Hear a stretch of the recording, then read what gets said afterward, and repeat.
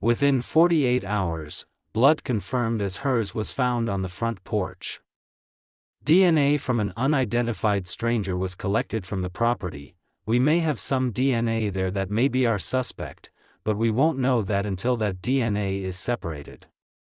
Her phone, wallet, and daily heart medication were still sitting inside, untouched. Her doorbell camera had been physically ripped off the wall. Recovered footage from that camera showed a masked man armed with a holstered gun standing at her door in the middle of the night. The FBI has now released these new photos and video showing what they describe as an armed individual at Nancy Guthrie's Tucson home overnight on the day she disappeared. Investigators say the person appears to be wearing a backpack, mask, and gloves, and may have tampered with the home's doorbell camera, which was disconnected around 1:47 a.m. Nancy Guthrie, 84 years old, was home by 9:48 p.m. on January 31st. By 1:47 a.m., her camera went dead. By morning, she was gone. Tonight, we're walking through everything investigators pulled out of that house, what it tells us, what it doesn't, and why the FBI keeps going back. Who Nancy Guthrie is. Nancy Ellen Guthrie is not a stranger. She is the mother of Today's Show co-anchor Savannah Guthrie and has lived in Tucson for more than 50 years. Born Nancy Long in Fort Wright, Kentucky in 1942, she married mining engineer Charles Guthrie in 1963. His work took them around the world, including to Melbourne, Australia, where Savannah was born. The family settled in the Catalina foothills in the early 1970s into a burnt adobe home near Campbell Avenue and Skyline Drive. Charles died of a sudden heart attack during a work trip to Mexico in 1988 at age 49. Nancy raised their 3 children, Savannah, Annie, and Cameron, on her own. She worked at the University of Arizona from 1990 to 2007. Elizabeth Irvin, a retired university vice provost, described Nancy as someone who made work fun while being a strong leader. Her church, St. Andrew's Presbyterian near Tejano Chul Botanical Gardens, posted a prayer for her within days of the disappearance. St. Philip's dedicated its last service of the day to Nancy Guthrie. Afterward, everyone in attendance placed a lit candle on the altar to symbolize the community's prayers for Guthrie and her family. Her neighbor Jeff Lamy told CNN the area is quiet and safe and that what happened is shocking. At 84, Nancy has a pacemaker, requires daily medication for a heart condition, and has limited mobility. Savannah described her mother's health as fragile in a tearful Instagram video. But those who know Nancy say she is mentally sharp, independent, and deeply faithful. Savannah once said of her mother on the Today Show, "Moms don't usually tell you, they show you. And what she showed me was to be consistent, to be faithful, and to be truthful." That's her in a nutshell. This is the woman who vanished. The last normal night. It's Friday evening, January 31st. Nancy calls an Uber at 5:32 p.m. and rides to her daughter Annie's home about 4 miles away in the same Catalina foothills area. The family gathers for dinner and games. Nothing unusual, no tension, just a regular Friday night with the people she loves most. At 9:48 p.m., Nancy's son-in-law Tomas Oyen drives her back home. The desert sky is dark. The saguaro cactuses stand like silhouettes along the road. The car pulls up to the property, tucked behind desert foliage on a lot over an acre wide, the kind of isolation that once felt like peace and now feels like vulnerability. The garage door opens. Nancy goes inside. 2 minutes later, at 9:50 p.m., the garage door closes behind her. That is the last confirmed moment anyone sees Nancy Guthrie alive. The houses in Catalina foothills are generously spaced apart, set into the foothills of the Santa Catalina Mountains. Come nightfall, the community is plunged into secluded darkness. No street lights, no apartment windows overlooking the yard. Nancy herself once said of the neighborhood on the Today Show, "Just the air. The quality of life is laid back and gentle." It's the kind of place where silence is normal, where nobody hears anything because there's nothing to hear, until there is. Sometime in the early morning hours, something happens inside that home. No neighbor calls 911. No alarm trips. No scream cuts through the desert air, but at 1:47 a.m., Nancy's Google Nest doorbell camera disconnects. Pima County Sheriff Chris Nanos later confirmed that the doorbell camera itself was physically removed from the property. There were multiple cameras at the home. Sheriff Nanos says Google is still working on retrieving additional footage from other Nest cameras on Nancy's property, though it's a complicated process. Several other private companies, including Meta and Apple, have offered help. Investigators are still working with technology companies to determine what footage exists. The next morning is Sunday. Nancy has a standing routine. Every week since the COVID pandemic, she and a small group of friends gather at someone's home to watch a live stream of a New York church service, the same church Savannah attends. On this morning, Nancy doesn't show up. Her friends call the family.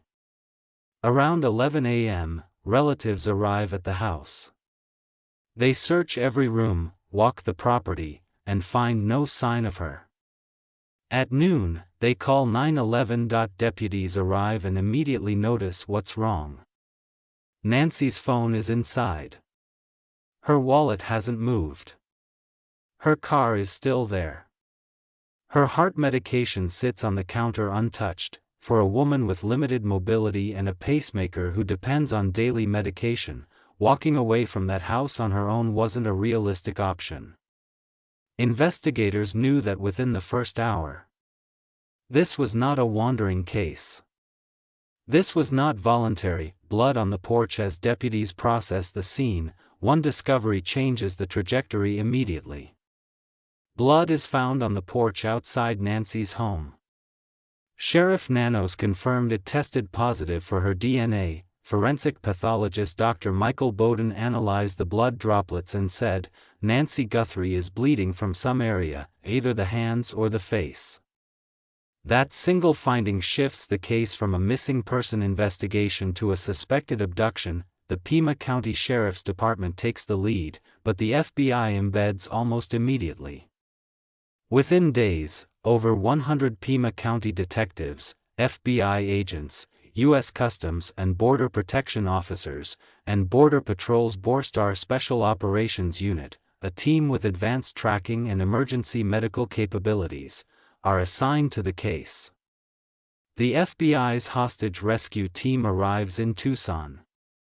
Several hundred personnel are eventually involved, making this one of the largest search operations in Arizona history. The armed man on the porch. Then the FBI pulled footage from that disconnected doorbell camera and the case cracked wide open. On February 10, FBI Director Kash Patel releases 4 black and white images on X. They show a figure outside Nancy Guthrie's home during the window when she was taken. The man is wearing a ski mask. He's wearing gloves. He's carrying a black Ozark Trail hiker pack backpack, the 25L model sold exclusively at Walmart. And strapped to his body, visible in the footage, is what appears to be a gun in a holster positioned over his crotch. The FBI confirms the man attempted to tamper with the doorbell camera. Investigators are pursuing a number of other potential angles, including what the sheriff describes as the suspect's unique-looking gun holster. Later that same day, 2 full video clips from the camera are released publicly. The images are chilling. This isn't a random burglary. This is a masked armed individual who came prepared, who knew about the camera and tried to disable it, who arrived in the dead of night at the home of an 84-year-old woman who lives alone. Crime experts who reviewed the footage say the setup resembles a targeted operation, not an opportunistic break-in. The FBI officially refers to this person as a suspect. By February 12, the FBI provides a physical description. The suspect is male, approximately 5 feet 9 inches to 5 feet 10 inches with an average build. The reward for information is doubled from $50,000 to $100,000. Over 30,000 tips have now poured in. The FBI asks every resident within a 2-mile radius of Nancy's home to submit any surveillance footage from the entire month of January through February 2nd. They aren't just looking at the night she disappeared. They're looking at everything that came before, because whoever did this may have been watching her for weeks. The ransom notes within days of Nancy's disappearance. Ransom demands begin appearing, but not to the family, to media outlets. On February 2nd, KOLD-TV, a CBS affiliate in Tucson, receives a letter demanding payment for Nancy's release. Investigators review it, take it seriously, and share it with the FBI. The note reportedly contains specific details about Nancy's home and what she was wearing the night she disappeared. The next day, TMZ receives a separate alleged ransom note demanding millions of dollars in Bitcoin with a specific cryptocurrency wallet address and a deadline. Then a third message arrives at KGUN, another Tucson station, reportedly demanding $6 million. Here's the deal. None of these notes have been authenticated. At least one turned out to be fake. Derek Kella, a California man from Hawthorne, was arrested and appeared in federal court in Tucson, charged with transmitting a fraudulent ransom demand in interstate commerce, but the other notes remain under active FBI investigation. The absence of any direct communication between the apparent kidnapper and the family is, according to former FBI agents, highly unusual. 2 Ransom deadlines passed by February 9. No proof of life was provided. No exchange happened. The silence after those deadlines was deafening and agonizing for the family. On February 7, Savannah Guthrie appeared on Instagram alongside her siblings Annie and Cameron and spoke directly to whoever is responsible. "We received your message and we understand. We beg you now to return our mother to us so that we can celebrate with her. This is the only way we will have peace. This is very valuable to us and we will pay." No response came. The FBI goes back inside after initially processing Nancy's home. The FBI released the scene. That should have been the end of it. It wasn't. Investigators returned to the house multiple times. On the morning of February 12, a white forensic tent appears outside Nancy's front door. 5 agents work the area on hands and knees. At 9:07 a.m., the tent comes down. An FBI official tells NBC News they have no comment on the tent or what they were looking for. The neighborhood has transformed. Every street is lined with satellite trucks and camera crews. A sheriff's deputy sits permanently in Nancy's driveway. Drones circle overhead. Neighbors leave yellow roses and handwritten signs outside her front door. Agents also search Annie Guthrie's home, roughly 4 miles away. They expand into the desert, walking among rocks and desert vegetation. They knock on doors and search through cactuses, bushes, and boulders. Persons of interest and raids. On the evening of February 10, a person of interest is detained during a traffic stop in Rio Rico, Arizona, 60 miles south of Tucson near the Mexican border. The man, identified as Carlos Palos, is later released without charges and cleared. Then on the night of February 13, more than a dozen law enforcement vehicles, including SWAT and forensic teams, swarm a residence on the edge of the Catalina foothills. 3 people are detained. A gray Range Rover is towed. No arrests are made.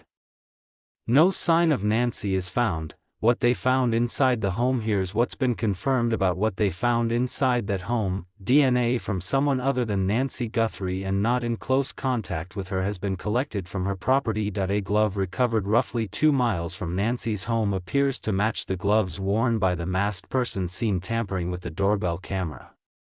It was one of 16 gloves found. Most belonged to search crews. This one didn't.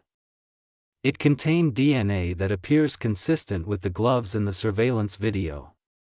Final test results could come back within 24 hours. The unidentified DNA from Nancy's property is being run through Cody's. The FBI's Cellular Analysis Survey team is mapping cell tower data. Additional cameras from Nancy's home beyond the doorbell are being analyzed. It has now been more than 2 weeks since Nancy Guthrie was taken from her home. No arrest has been made. No suspect has been publicly named. But the investigation is not stalled. It is closing in. 2 sources familiar with the investigation told NBC News that authorities are leaning away from several people previously scrutinized, including relatives of Nancy Guthrie. The focus has shifted to new leads. Pima County Sheriff Nano says investigators now have more than 30,000 leads. Savannah Guthrie posted a new video this weekend marking 2 weeks since her mother was taken. It's been 2 weeks since our mom was taken, and I just wanted to say that we still have hope. It is never too late to do the right thing, and we are here, and we believe in the essential goodness of every human being. It's never too late. Nancy Guthrie's blood is on that porch. A masked armed man was at her door. A glove with unknown DNA is sitting in a lab right now, hours away from results that could put a name to the figure in that ski mask, and somewhere out there, someone knows exactly where she is. Subscribe now and turn on notifications. When that DNA match comes back, this entire case is going to blow wide open, and you're going to want to be here when it does.